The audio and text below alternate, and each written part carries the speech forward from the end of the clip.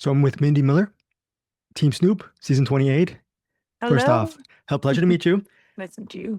How cool was it to get the first? I'm going to backtrack a little bit.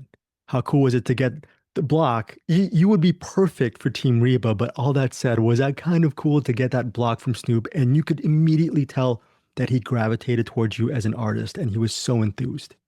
It was so cool. It was such an honor.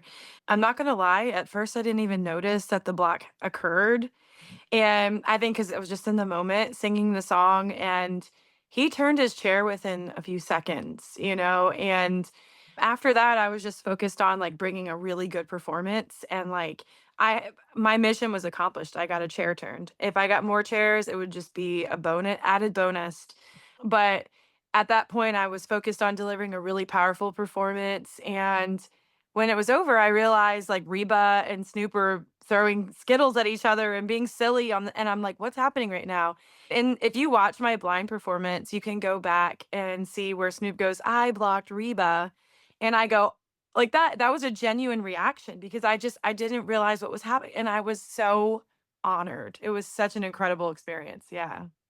On the incredible experience, how cool has it been just looking back, looking forward regarding The Voice? Because you've been able to collaborate and meet with so many different artists and like-minded artists as well. And especially through your first couple rounds with under Team Snoop, has that been really cool just seeing just different people from all walks of life and coming together as not in competition, but in a collaborative spirit?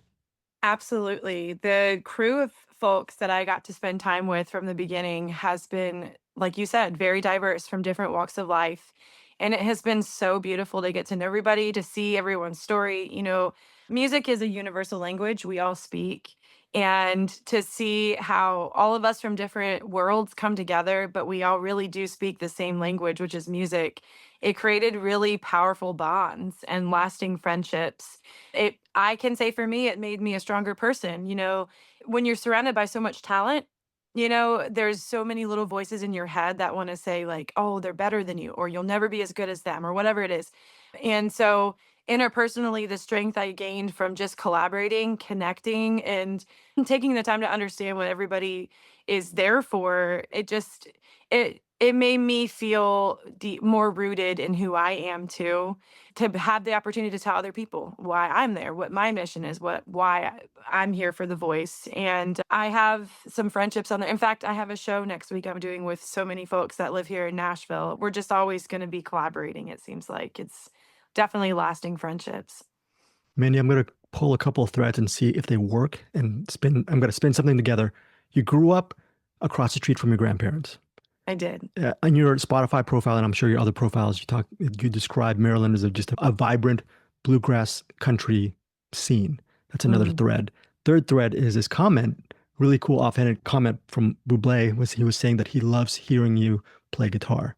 mm. How did all of these threads give you maybe the strength and courage to actually become an artist? Because there's so many talented people who just either they're a little bit nervous to make that first step. What made you make that first step? And were any of those threads a big part of that journey for you? For sure. The community I grew up in, yes, it was a rich bluegrass, country music community. My upbringing itself, living across the street from my parents or grandparents who are musicians, well, were musicians, and then having a ton of family members who were musicians led to so much collaboration within that core group of people where we constantly were picking guitars, we were singing songs, we were, solving the world's problems with music. And, kind of start having those roots in it, it made me feel really passionate about it. But I had some moments in my life where music was my strength. It was my refuge. It's where I turned to keep looking up because I've had some, when I was a teenager, I had some health setbacks that were really dangerous, and music was my strength. That's really when, with playing guitar, came into play. There was a lot of there's a lot of time I spent in the hospital where I would just, play music or listen to music, and it would help me, push and persevere. And so when I heard Michael Bublé, actually, most of the coaches mentioned my guitar playing. That also was such an honor to me because I've spent many hours, just trying to shape that part of me so I can accompany myself. But all these little threads, yes, they've come together. They've made me, into a songwriter, ultimately. Life experience, grandparents shape us. I had the privilege to have all four of my grandparents live within minutes from me, and they really shaped me as a person.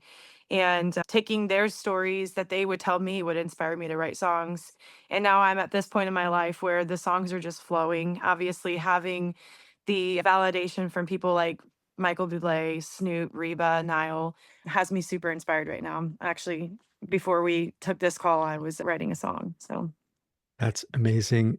So, a part of you as an artist, you're not just honoring your artistry, but I think you also like to honor other people as well and fellow artists. What has it been like, I guess, from what I'm seeing the last couple of rounds to honor John Prine with this a song that I can listen to a million times? And then on top of that, you have In Color with Jamie Johnson, as authentic as it comes, as they come. And then on top of that, you get to actually perform that song in front of him. Can you just talk about these different layers about being authentic yourself, but then also honoring fellow authentic artists as well? Sure.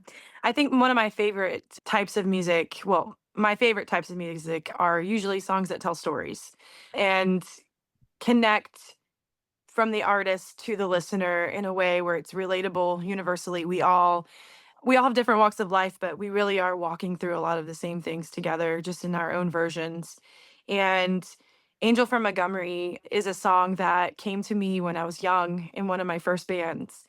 And when I started singing it, I didn't really know what it was about. It took a little bit more years of me living and understanding just what those lyrics mean to really understand it. And once I did, that song, amongst many others, In Color as well. In Color shares a very similar, you know, part of my story where when I heard the lyrics, and when I heard the lyrics, I mean when I understood the lyrics, it changed my world as a songwriter. It shook me to my core, and it made me understand that, like, I have the ability to connect with people, to help people feel comfort, to bring people joy, to unite. That's one of my biggest missions with music is unity, and just to help other people realize that, like, we're all living these stories together, just in our own ways. And so having the opportunity to perform those on a stage like The Voice just helped further my passion for storytelling, because the influx of messages I'm getting from people who said, "You really touched my heart. You reminded me of my grandparents. I'm sorry, I'm going to start crying just thinking about it. You sang a song that brought me comfort in a hard part of my life." And I relate to that too. So overall, the unity, the in times like now that we're living, it's more important than ever. I feel so strongly about delivering storytelling songs that make people feel comfort, make people feel like, oh, this song is going to help me pull myself through something hard I'm going through. And The Voice just further showed the world that's part of my mission. It was a really great experience. I don't have kids like you, but I think one of the joys in my life, I'm guessing, would be if my daughter, or in this case, my son, would say, "Good job," instead of "Mom, Dad, good job, Dad, good job, Mom."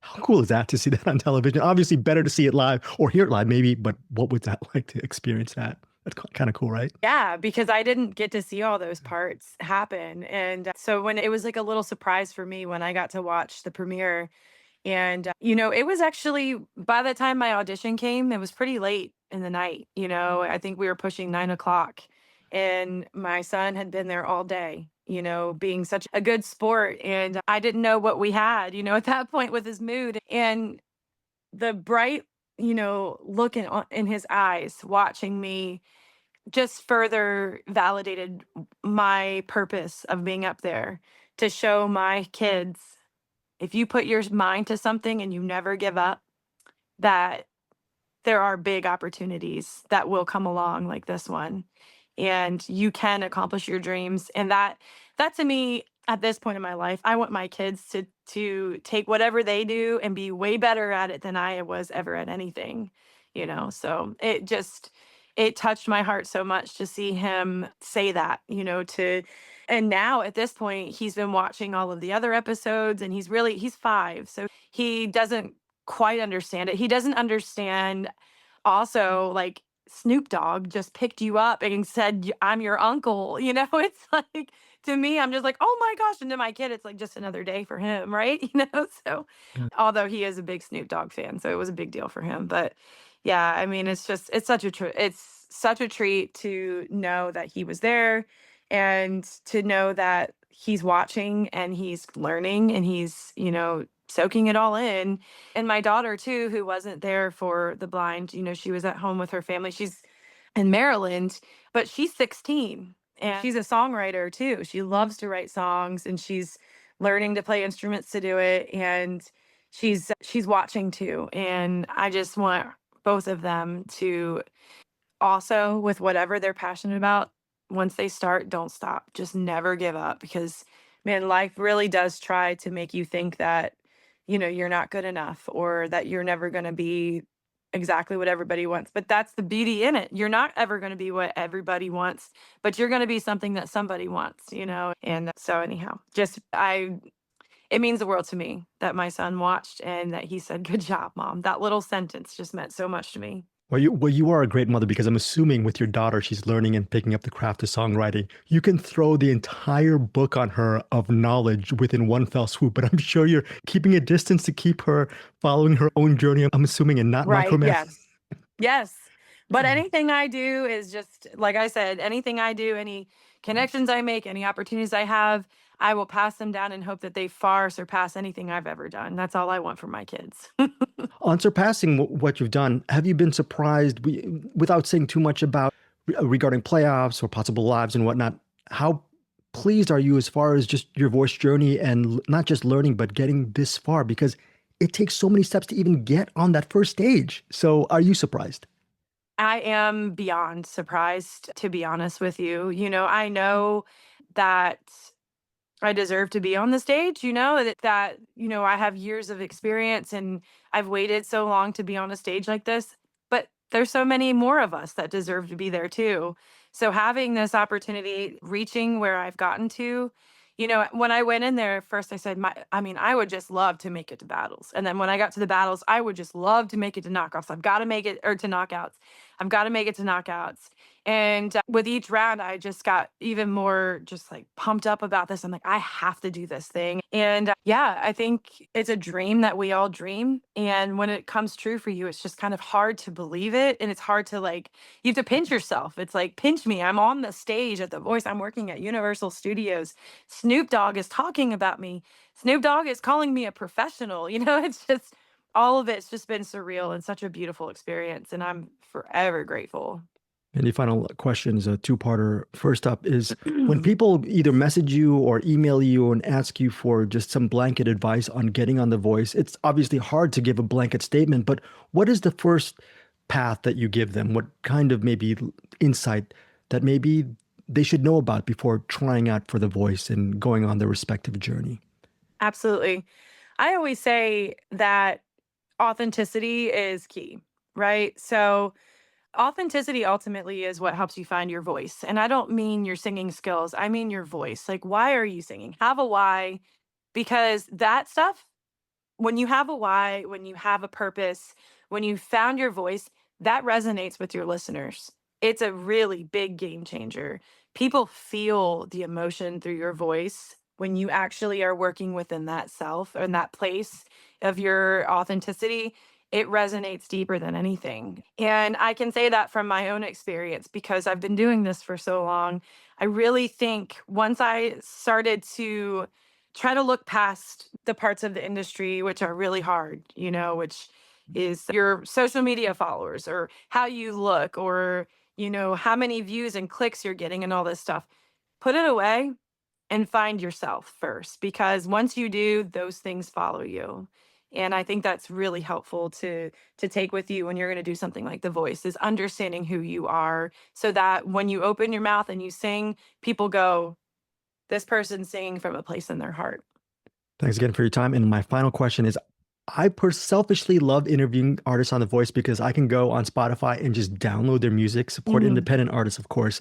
Can you just tell our listeners about Rose of Jericho and that creation of it? I love it because it's a song that can hit so many different styles, and it's a song that you can listen to over and over again. So tell our listeners about that, and then maybe possible future music like the ones that you're writing now, and I'm actually intruding upon. So, oh, sorry, Absolutely. sorry about this. Yeah, go ahead. Keep on going. That's okay, and I appreciate you saying that you could listen to Rose of Jericho over and over again, really, because that means a lot.